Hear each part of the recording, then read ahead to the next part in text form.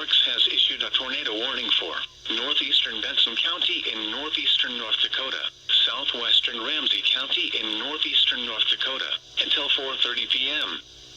At 3:47 p.m., a severe thunderstorm capable of producing a tornado was located near Turks Ferry, or 15 miles northwest of Devil's Lake, moving east at 40 miles per hour.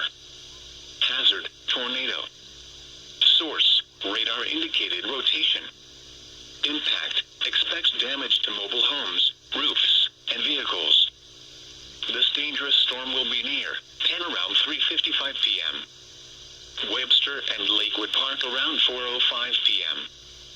Devil's Lake around 4:10 p.m. Take cover now. Move to a basement or an interior room on the lowest floor of a sturdy building. Avoid windows.